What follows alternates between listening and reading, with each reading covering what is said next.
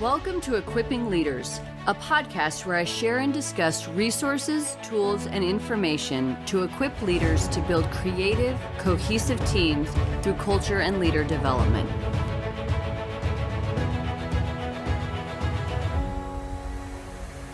Welcome to the Equipping Leaders podcast. I am your host, Natasha, and today I'm going to talk about psychological ownership. As leaders, we want our team members to feel a sense of ownership in their jobs, but that can be difficult when there's not something tangible or when someone is not in a position of authority. We know that you don't have to be quote unquote in charge to have ownership of something, but not everyone thinks or feels that way.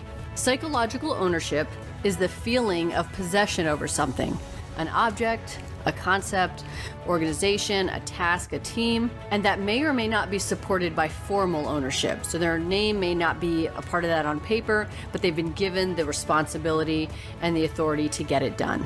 The importance of psychological ownership is that it gets everyone involved in the workplace. They put more energy, more passion, more effort into their work because they have ownership of it. When something is ours, we take care of it in a different way. When I know my name is going to be on something or even be associated with something, I put a lot more effort into it. That psychological ownership of a project or even elements of a project is what helps team members feel like they belong on a team. When people are not empowered to take over projects and they have no ownership of anything, they can fall into a learned helplessness trap. Learned helplessness occurs when an individual experiences powerlessness from a persistent failure to succeed. And when they're never given increasing responsibility or trusted to run things on their own, they can become overly dependent on the current structure to support them. They won't make decisions because they never have to. Someone else is always in charge and always calling the shots, and they're not in charge of anything anyway, so why put forth the extra effort? I remember a few years ago working in an organization where there were a few high performers and then there were other folks. And I'm just going to say other folks for now because they probably were high performers, but the situation didn't lend itself to that. So the folks who were the average performers, let's call them, would consider starting something, and then one of the high performers would swoop in and get it done quickly and effectively. Or they would have an idea for something and one of the high performers would talk them out of it, of all the reasons why it wouldn't work. What happened next was interesting to see, and that was that the team members not only stopped trying altogether, but they acted like and verbally stated that they did not have the skills to perform their jobs. Instead, they wanted tasks that were not associated with the high performers at all. To see individuals who were perfectly capable of performing a task just lose all confidence in themselves and their ability to do it was very interesting to see, because they were brought into the organization because they did have those skills. They 100% had those skills.